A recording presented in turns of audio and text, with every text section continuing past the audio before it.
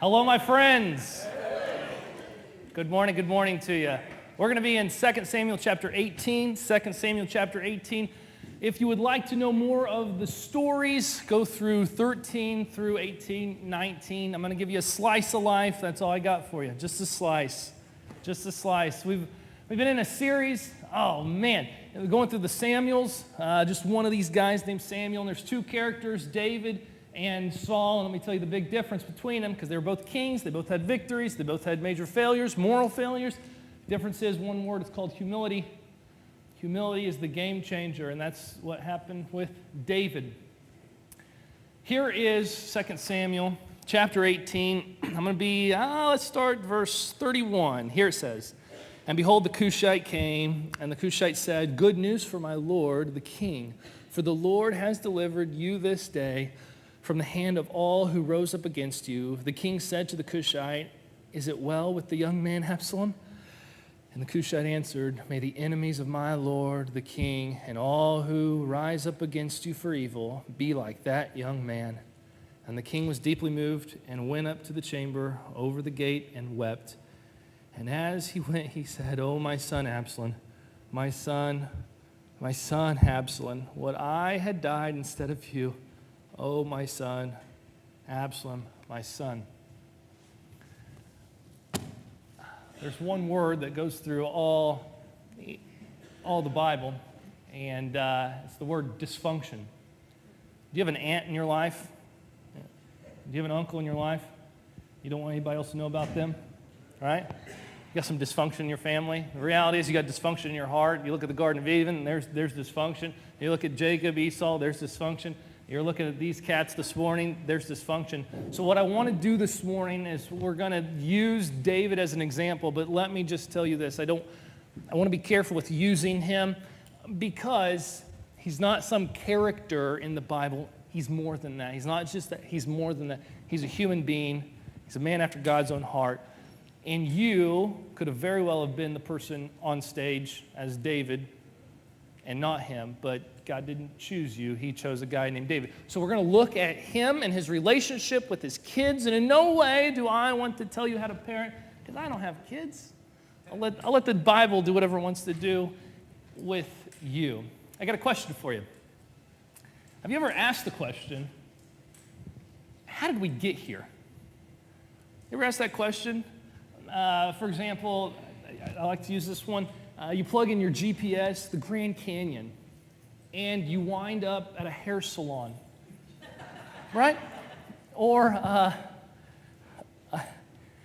you take a girl to a Tampa Bay Lightning game because you love hockey, and within the first period, she grabs her purse and leaves the row, and you think she goes to the bathroom, but the second period, she doesn't show back up. It's the third period now. She still hasn't shown back up, and you go, you try to text her, no response, and you're like, how did we get here? And then you realize she drove us here, and now you're thinking, how am I going to get back home, right? Is that you? I have a friend, she said every time I walk into my house, she's single, so for all the single people, she walks to her house, she's like, every time I walk into my house, I always wonder, how did I get here? I promised myself I wasn't going to talk about him, but I can't get away from talking about my dad. He said one time, this is after my mom died, he walks into the house, this is a year later, he walks into the house and there's fruit on the table, and he looks at the fruit. This is hilarious to me. He looks at the fruit, and he grabs the fruit, an apple, and he goes, "You're an apple," right? I mean, like, okay, Dad, we need to start dating again. Something needs to change here. How did we get here? That's what we're doing with David. How did David get into these situations? Have you ever asked that question? How did I get here? Okay, I'll tell you one way how David got into the situations he did. David had 8 wives. That's one way. He had one son who decided to multiply that by about 100, okay? And then after that, everybody kind of said, all right, everybody one at a time. Just one at a time, everybody. Take some notes. Now, David, he had 8 wives recorded. He probably had more than that. He had some lady friends. And he had 20 kids. 20 kids. What? I think 7's a lot. 20 kids. And that's what's only recorded, all right? We're only going to talk about a couple of them this morning, okay? We're going to talk about 4 wives. We're not going to talk about all of them. We're going to talk about 4. First wife, okay? She's right here. Her name, I call her Michael. Probably mispronouncing it. Michael, all right? She didn't have any kids. That's tough. I bet she had a lot of jealousy between the other wives. I bet there was a lot of things going on in the household. One at a time, everybody. One at a time. Okay, next one. We're going to call her Lady M. Lady M, we have multiple, I believe, children from her, but we're only talking about 2 children, Absalom and Tamar. Absalom and Tamar, full-blooded siblings. It's kind of important later on. Then we have Lady A. Lady A has a son named Amnon. Does she have other children? I believe so. We're focusing on Amnon. Amnon is the oldest. That's important. Hold on to that. And then we have Bathsheba. We're doing 4 out of the 8. Bathsheba. Bathsheba, remember, was last week Mark. If you missed it, go online. Go online. If it can happen to David, it can happen to you. Bathsheba, she has a son. Now, I want to slip this in here because I like you. It says that the baby that was born to David after he, in my opinion, he raped her, that baby, God strikes with illness, and David pleads to God. It says he fasted for the baby, and the baby didn't come out of it. The baby died. And then David decided, well, I need to eat. I need to keep moving. And some of his servants are kind of bewildered about this. King David, why did you? And David says, listen, I fasted because I thought if I pray to God, maybe God would show mercy. Show a little bit mercy for this baby. But that's not what happened. And you guys need to know that I can't bring the baby back. The baby can't come back to me. But he says this, but one day I can go to him. Now, you might be in here, and this may be the sermon you need, and then go ahead and walk out. You're fine. You may have lost somebody, young, old, you love, someone you really, really love, you really, really miss. Take a note from David. Start planning your reunion today. Start planning your reunion today. Bathsheba, she had a couple more kids. One of them was named Solomon. I believe they started calling him Jedediah or something, the beloved of the Lord. He ends up having the times 100 of what David did. We're not talking about him. We're going to talk about a son named Nathan and a little bit from Bathsheba. But first, let's start with Amnon, the firstborn. It's said in the Word that Amnon, the oldest son, he starts to have the hots for his half-sister. He gets so caught up in his brain that he actually starts getting sick over her. Okay, the firstborn son, what you need to know about the firstborn son is that in that culture, it didn't matter who you were. If you're the firstborn, all the siblings, it didn't matter how old you were, all the siblings down below you, they pay respects to you. Very important later on. It's what you do. The king, the next in line, you pay respect to him. All right, stick with me here. Amnon gets the hots for his sister. The sister, it says that she's really good looking. Well, it's Absalom's sister, full-blooded. And the Bible talks about him having, like your hair, having the long hair. He was a GQ model, all right? He's good. He was the belle of the ball, if you will. That guy. So the mom must have had there were good genes back then. What I'm telling you is this.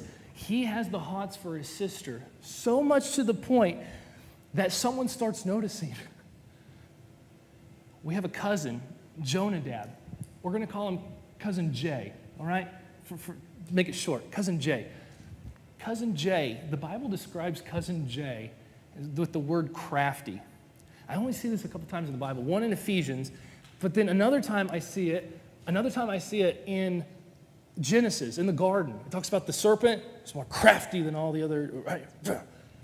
That's the word that's used for this cousin. His name is Jay, Cousin Jay. Cousin Jay approaches Amnon. He says, hey, what's going on, cuz?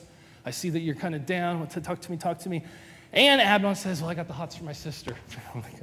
What the? And so he's got the hots for her. So Cousin Jay, in all his wisdom, he doesn't tell him, don't do that. Or, hey, just talk to your dad. Let you guys get married, because that was kosher back then. Instead, Cousin Jay says, I got just the ticket. Have you ever had an older cousin got you into trouble? There you go. Or were you the older cousin that got someone else? Cousin Jay slips in. He says, here's what you're going to do. Pretend you're sick. So sick that your dad will come visit your house, which makes us go, okay, so we're not talking about children. We're old enough to know better. Cousin Jay slips in. Pretend you're sick. Your dad will come over to your house. And when your dad comes over, say, hey, Dad, O King, would you send my sister Tamar over to feed me? Maybe she was good at cooking too. I'm not sure. And he says, then you take her as your own. And Amnon takes the wisdom from his friend. I had a conversation with someone just a couple days ago. Have you ever seen the bioluminescence? Some of you have lived here for years and you haven't seen it. Go see that. It's incredible. It's incredible. I was having a conversation with somebody out there as I'm staring at this water going, wow, wow, wow, wow, wow. And they said, if you take the 5 people, the 5 people you hang out with the most, that's who you become. Another way, someone else put it, the $50 billion man said it this way, show me your friends and I'll show you your future. Show me your friends. Can you agree with that, huh? You think it's true? Here is Cousin Jane. He's slipping all this in there, and Amnon says, that's what I'm going to do. So he pretends to be sick. King David comes. He says, hey, Dad, can you send Sis over? He says, sure, I can. Hey, get Sis to come on over. David exits the scene. Tamar comes over, got the hot cakes coming, takes them off the pan. She's in a certain part of the house. Amnon says, hey, Tamar, bring that into my chamber, bring it into my bedroom, bring it into my chamber. Everybody else leave. She brings the hot cakes into the chamber, and what, lo and behold, I picture it this way. He comes up and goes, shh, shh, shh, shh, shh, shh. Now, for you and for me who have been in a situation similar to this in our own brains, when you play something out so long in your head, you justify it. And it doesn't come off as perverted, weird, or anything like that. If you're Tamar in the story, everything is going beep, beep, nope, this isn't good, this isn't good, this is bad. Tamar says, brother, what are you doing? Don't do this to me. She comes up with this brilliant idea that Cousin Jay should have come up with, but he didn't. Hey, don't do this to me. Don't defile me. This will be shame. This isn't good. Tell Dad to marry. You can marry me. Do it right, but don't do this. And he said, I'll put it my way. Shut up, you. And he has his way with her. And then it says, after he got done having his way with her, he hated her more than he ever did love her. He hated her with more hatred than he ever did love her. So he says, get out. Get out. She's sharp enough to say, oh no, brother. If I leave now, it'll be so much worse for me than what you just did to me. Shame culture, okay? Back then, if you lived, it was very easy for you to notice a king's virgin or not in the household if they were a virgin. All it was, long sleeves. Amnon says, get out of here. In fact, he says to one of his servants, hey, come grab her and bolt the door behind. So they grab her and bolt the door behind. She leaves. Remember those long sleeves? They're coming off. She ain't a virgin no more. And she takes ash and stuff, and she starts the process of, I'm depraved. This is it. So I picture her on the curbside, waiting for the bus to come through, and enters Absalom, full-blooded relative, comes up and says, hey, sis, what's going on? And he sees we don't have the long sleeves anymore. What's going on? Hold on. Did Amnon, and then he paraphrase it for you. Hey, you come live in my house. I'll take care of this. I'll take care of this. So she goes and lives in her brother's house, Amnon's house. And it says this, when King David, the king got the power, got the mercy, got everything. When the king heard about this, he was angered. He was angry. But you look deeper into some of the Dead Sea Scrolls that someone else did the job for me. I appreciate them. It says, David did not discipline Amnon because he loved him, because he was his oldest. there's something, not always, but there's something about the oldest child with the parent. And in this case, the father and the son, oldest son. Let me give you an example. 8 years ago, this month, Noah Levi was born into my family, my nephew. Noah Levi, the day he was born in Springfield, Illinois, he was taking his time. So my dad says, hey, Michael, let's go to Harbor Freight. So that's what you do. You go to Harbor Freight. So we go to Harbor Freight. And my dad's like, well, you might need that. You'll need that. You'll need that. You'll need that. $500 later, I'm walking out of Harbor Freight, and we're shoving it into a Honda Element, and we go and we wait, and we get a phone call and say, hey, the baby's coming. Get in here. So we get in there, and my brother comes out of the double doors. He's got what are those called, the gowns. I don't know why he's wearing them, but he's got a gown on, and he comes out, and he rips it, and he says, it's a boy. It's right? The name lives on. Woohoo. So he's, I guess it's a cultural thing. I can't just get up and start going to see what's happening. Her family gets to go first, so Micah, wait in line, not like the patients. They go in, rightfully so. They come out, hey, it's our turn. We walk in there. But the first thing I had to say was, hey, put that hat back on. Keep that hat on that baby. I don't want to see that. Have you ever seen a newborn? Oh, boy. Keep that beanie on there. I'm a kid you not. My brother grabs his, I'm sorry, but it's pretty much what happened. He grabs his little boy, and he passes me by. He passes my sister by. He passes my other sister by, and he comes up to my dad and goes, your grandson. I mean, it's like this Simba moment in The Lion King. Your grandson. It's as if my brother's saying, look at what I've done. Look at what my wife has made. Put him on the fridge. Be proud. Like, do you feel me? That's the bond and the connection that the father. Amnon, I want to say it's kind of the same way. Amnon and David loved his son so much that oftentimes we use the excuse that I love the person too much to approach them about that. The reality is you love yourself too much to approach the person about that because you really don't want to go through what it takes to tell them and then walk through that with them because it takes so much energy. And the other part, if you know what Amnon did, and if you've been reading throughout the series, then you also know what David just did. All Amnon has to say when David starts to discipline his son is one word. And you know the word. The word is Uriah. Oftentimes, you and me, we know how dysfunctional our past is and all the mess that we've been a part of, whether given to or given to, that it keeps us from trying to help somebody else navigate their own life. David decides to take the passive role. But old Amnon, he thinks he's scot-free. But old Absalom says, I'll take matters into my own hands. 2 years pass by, and Amnon goes to dad.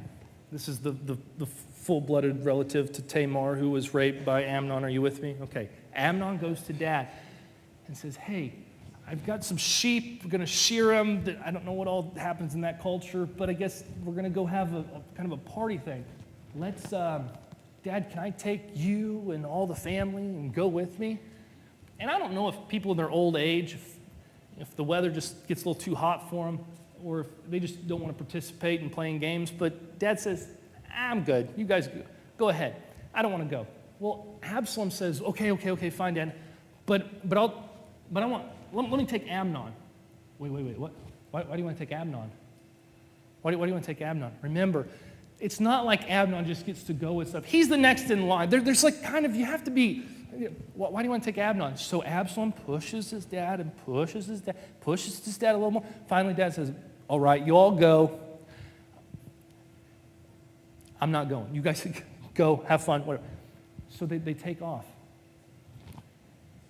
Absalom gets a couple of his servants and says, listen, when older brother Amnon, when he gets drunk enough, I want you to take what you got. I want you to slaughter him, kill him off.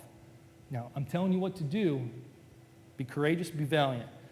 And they're servants. What are they going to do? So they listen to Absalom. And when Amnon gets merry enough, they kill him off. And all the other children, they saddle up on their mules and they flee away from Absalom. Now, Absalom flees himself. He goes to a place called, I believe it's called Gersher.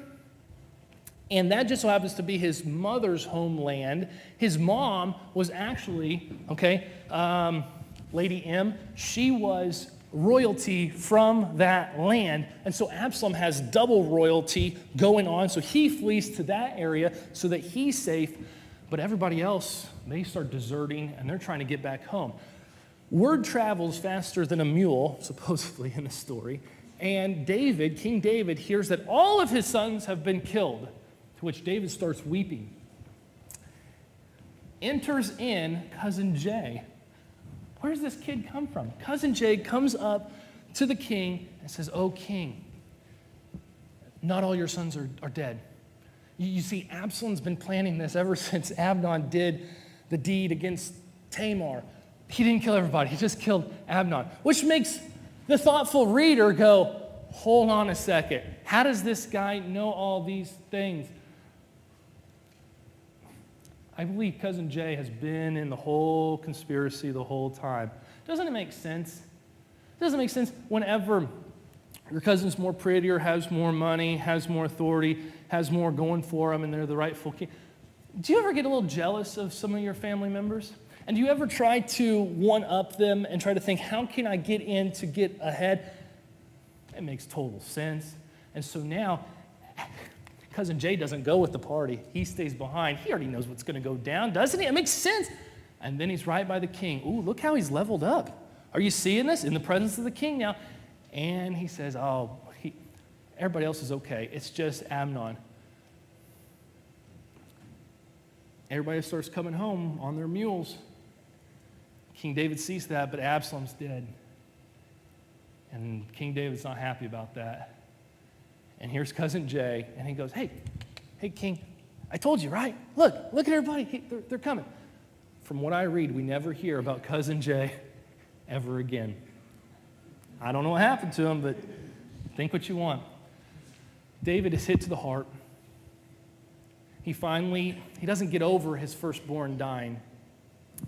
He starts to move on to the point where David has friends as well. Let me tell you this. The cousin Jays in our lives, some of us need to get toxic people in our lives. You need to start sifting them out. And if anybody is in here, sometimes we are the Cousin Jay. We need to pray to God that he'll sift that out of us as well. Because we don't have time in life for those kind of shenanigans. People die because of that kind of stuff. David has different type of friends. One of them's name is Joab. Joab, I'm not going to tell you all the details. You can read it yourself. We don't have much time. He starts saying, hey, king, can we bring Absalom back? Absalom comes back, but he can't come into the presence of the king. He says, oh, no, he's not coming in here. So Absalom, for about 2 years, after being away for 2 years, he comes in, and then he's at the gate of the palace this whole time, and he's going, hey, Joab, do I have mercy or not? If my dad's going to kill me, then kill me. But if he's not, then let me live my life. So Joab talks to David. David allows Absalom to come in. And I'm not saying they have a truce, but David gives a little bit of the mercy. But Absalom doesn't forget a single thing. In fact, what he starts to do is he starts to go out to the front of the palace, and when people are coming in to try to plead to King David about something, sometimes people had disputes. Do you have neighbors? Okay. Sometimes they had disputes, and they would come to the king, can you settle this for us? Absalom jumps on that, and Absalom goes and he says, hey, how you doing? My name's Absalom. Remember GQ model? Everyone loved him. He's really good looking. And he would start talking to people. Oh, you're coming to see my dad? Okay. Looks like the line's pretty long today. Man, if my dad would only set somebody up to do this, I just want you to know, if I was in charge, you'd be number one priority. Here's my card. Remember me. My name is Absalom. My name is Absalom. One more time. Say it with me. Absalom. Okay, but don't forget me. Don't forget me. And he would do this day after day after day after day after day after day after day. 4 years into it, he finally goes, "It is time." And he goes to his dad and he says, "Hey, Dad, I made a vow to God. I said I was going to worship God. I was going to go worship him on this place called Hebron, and I would worship him if he brought me back to Jerusalem. And now I'm back to Jerusalem. Things seem to be going well with you. Can I take some people with me to go worship God, make some sacrifices?" Hey, King David, he's all about sacrificing bulls to God. He remembers what he did, Psalm 51, read it. Yes, go do what you got to do. Oh, boy, remember all those cards he was handing out? All the invitations. He takes about, I want to say it's 200 men. He starts going out to this place of Hebron, and they're all ignorant to it. But once you start following someone, it kind of becomes a cult. If you're not in, if you say you're in and then you're not in, and then you try to get out, it's not like so now you're in. And it says this, that Absalom won the heart of Israel. He was good looking, he was strong, he was younger than his dad, he had it going for him. He might be the rightful heir next. Might as well take out the old man now. That way I'll get this for you. I'll make sure do you see this? I want to tell you this. You cannot buy loyalty. You cannot buy loyalty. There are strong men who stood by David. Is it God? Is God the reason why David defeated his son Absalom in the civil war? Because a civil war breaks out. Wow. Yes, it's God. God's the reason why David wins. But God uses friends. I'm here to tell you, you will not make it in life without friends. Let me put it another way. You will not make it in life without good friends. A whole nother sermon. Absalom, he gets enough people behind him. The reality is he's gonna win. David's got a couple good friends, and one of them slips in there, and he stays loyal to David, and he talks to King Absalom, and he changes the gears, and that's how David gets to win. But you got to cut off the head of the snake if you're going to kill the snake, and so Absalom has to die. But in David's eyes, we can't let that happen. So they're going to go out to war. David's got 3 mighty men at this moment, and he tells all of them, listen, we got to do what we got to do, but do not touch, please leave my son Absalom alone. Everybody heard it. Those 3 guys heard it, but everybody else heard it too. And the moment came where people were dying by the sword. But if you read in that scripture, it says more people died in the forest. The forest consumed more men than the sword ever did. There must have been the ROUSs, the rodents of unusual size. I don't know how it did it, but they must have. They're falling into this and that. And here we have Absalom, and he's on his mule. Why a mule? I'll tell you, me personally, why a mule? I'd rather have a mule than a horse. Why? Because they can see all 4 hooves. That's pretty important when you're trying to go down the Grand Canyon. You want somebody who can see everything going around him. Absalom's on a mule. Smart man. Except for mules are stubborn, okay? So you got that going for you too. Remember, he has long hair. He hasn't cut it yet. He's got the long hair. And he's going through this forest, and the trees are so thick that this oak tree with the low limbs grabs a hold of his hair. And I kid you not, the mule keeps walking, and he starts hanging. It says that he was suspended between heaven and earth, just hanging there by his hair. That's not fun. You're caught. There's a servant that sees it, goes back to one of the mighty men, and says, hey, I've noticed this. And Joab goes, and he's not supposed to. King David, those aren't his wishes. But the friend says, this is what needs to happen. He takes 3 javelins, sticks them up into the sun, and he dies. They take him, they throw him in a pit, they throw rocks on him. That's all you hear about Absalom. But before that, Absalom actually did resurrect a monument to himself. Pretty humble guy. And still today, I've heard that you can take rocks wherever that is, and you can go and throw them yourself if you want to do that. This great civil war's fading away. And then we get to the moment where somebody's going to go tell the king. So that's where we get our reading, the Cushite. He starts to run. Somebody runs ahead of him, but they don't have enough to actually say what happened. So King David said, so what about my son, Absalom? Are things well with him? And then the Cushite says, O king, for all those for all those against you who do evil, may they end up like him. David's destroyed. He walks away weeping, and then that's where we get Absalom. My son, oh, my son, Absalom. If it would have been me instead of you, Absalom, my son, my son. Why is he saying this? I believe he's saying this because David realizes all that doesn't matter anymore. If you and I in here, if we were all to decide who was going to die first, how would we do it? Would we do oldest to youngest? Smartest to dumbest? We would do it tallest to shortest. Shortest goes first, right? That's what we would really do. Most of us in here would say, no way would we do youngest to oldest. But let me argue that a baby, well, they got potential. But I heard someone once say, well, that's all they got, though. All they have is potential. You know what you have? You have resources. You have money. You have connections. You have wisdom. You have time served. You have a ponderosa.